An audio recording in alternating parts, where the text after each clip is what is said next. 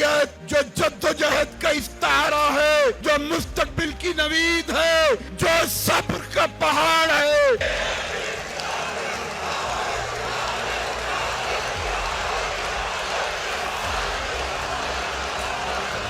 نیل کے ساحل سے لے کر تابخا کے کاشغر کہ پوری امت ایک ہے، اور یہ امت انشاءاللہ ایک مرتبہ پھر سربلندی حاصل کرے گی۔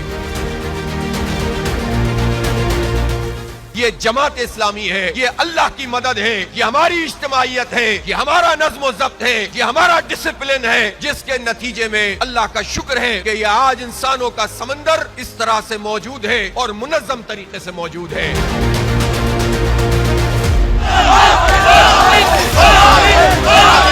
ہماری بہنیں بھی موجود، ہمارے بچے بھی موجود، ہماری بچیاں بھی موجود، بزرگ اور جوان بھی موجود ہیں، اور الحمدللہ رب کی کبریائی بیان کر رہے ہیں۔ ہمارے سید مودودی رحمت اللہ علیہ نے اللہ پر بھروسہ کر کے پہلے تحریر کے میدان میں کام کیا، لوگوں کو تصور دین دیا، فہم دین دیا، قرآن و سنت کی اصل لوگوں تک پہنچائی، اور یہ شعور پروان چڑھایا کہ دین کی اقامت نہ ہو تو اللہ کی کبریائی کیسے بیان ہو سکتی ہے۔ جب اللہ رب العالمین کو ہم سب کچھ اپنا مانتے ہیں، وہ مالک ہے اور خالق ہے اور قادر مطلق ہے، تو پھر کیسے ممکن ہے اس کی خدائی کا اور اس کی الوہیت کا اقرار ہم مسجد میں تو کرتے ہوں، عدالت میں نہ کرتے ہوں، سیاست میں نہ کرتے ہوں، ریاست میں نہ کرتے ہوں، معیشت میں نہ کرتے ہوں، حکومت میں نہ کرتے ہوں؟ تو اس کا مطلب تو یہ ہے کہ مسجد کا رب اللہ ہے، اور عدالت اور معیشت کا اور قانون اور حکومت کا اور ریاست کا اس کا رب انسانوں کو بنا رکھا ہے، قوموں کو بنا رکھا ہے۔ یہ سب سے بڑا شرک ہے، اس شرک کو ختم کرنا ہوگا اور دین کو ایک نظام بنانا ہوگا۔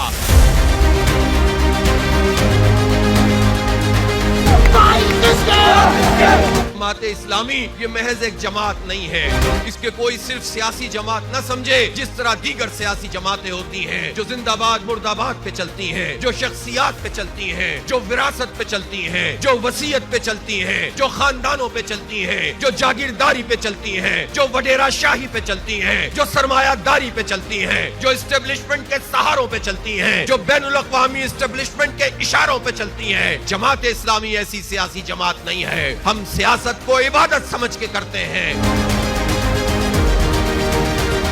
ہم آفاقیت اور بین الاقوامیت پر یقین رکھتے ہیں، اللہ کی پوری زمین پر اللہ کا نظام قائم کرنا چاہتے ہیں، تاکہ دنیا میں جو ناانصافی موجود ہے، جو ظلم موجود ہے، جو فساد موجود ہے، اس کو مٹا دیا جائے اور اس کے بعد عدل اور انصاف کا نظام قائم ہو۔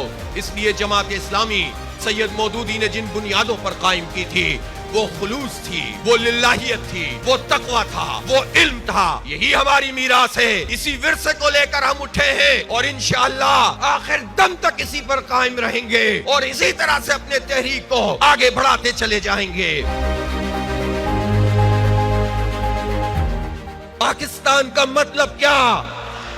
لا الہ الا اللہ کے لیے یہ ملک بنا تھا، اللہ کی حاکمیت کے لیے، جرنیلوں کی حاکمیت کے لیے نہیں، جاگیرداروں وڈیروں کی حاکمیت کے لیے نہیں، سرمایہ داروں اور مافیاز کی حاکمیت کے لیے نہیں، اللہ کی حاکمیت کے لیے۔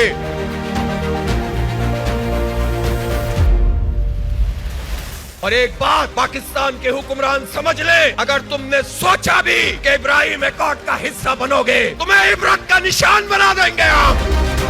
انشاءاللہ تمہاری داستان تقدیر نہ ہوگی داستانوں میں۔ مت سمجھو کہ تمہارے پاس طاقت ہے، بندوق ہے، یہ سب دھری کی دھری رہ جاتی ہے جب بپھرے ہوئے عوام نکلتے ہیں اور اپنے ایمانی جذبے سے لبریز نکلتے ہیں تو پھر کچھ نہیں چلتا۔ قربانیوں کے لیے تیار ہیں؟ کیا جیلوں میں جانے کے لیے تیار ہیں؟ کیا خون بہانے کے لیے تیار ہے؟ اور جب آپ تیار ہیں تو پھر کوئی آپ کا راستہ نہیں روک سکتا۔ ایک بات میں واضح کرنا چاہتا ہوں، ہمارے لائے عمل میں سید مودودی رحمت اللہ علیہ نے واضح طور پر ہمیں بتایا تھا کہ کہ ہم تعمیر و تطہیر افکار کریں گے, ہم تنظیم اور تربیت کے ذریعے آگے بڑھیں گے, ہم معاشرے کی اصلاح کریں گے اور ہم نظام کی تبدیلی کے لیے انقلاب امامت کا فریضہ انجام دیں گے. اور یہ چاروں کام بیک وقت کریں گے. اور یہ بھی بتا دیا تھا کہ زیر زمین نہیں کریں گے. یہ بھی بتا دیا تھا سازشوں کے ذریعے اقتدار میں نہیں آئیں گے. فارم 47 پر کوئی ہمیں لانے کا سوچے بھی نہیں. ویسے تو یہ کسی بھی صورت میں ہمیں لانے کا نہیں سوچ سکتے, اس لیے کہ یہ سمجھتے ہیں کہ جماعت اسلامی آئے گی تو ان کے للے تللے, ان کی کرپشن, ان کی لوٹ مار کہاں جائے گی. لہذا ایک ہی راستہ ہے, اللہ پر بھروسہ کرو اور رائے عامہ کو ہموار کرو, پرامن سیاسی مزاحمت کرو, ظلم کی ہر اقدام کو چیلنج کرو, مقامی سطح پر بھی کرو اور قومی سطح پہ بھی کرو, بین الاقوامی سطح پہ بھی کرو. مقامی حالات سے کٹ کر کوئی تحریک اسلامی تحریک نہیں ہو سکتی. لیکن یہ بھی یاد رکھیے, جماعت اسلامی میں قوم پرستی کی کوئی گنجائش نہیں ہے.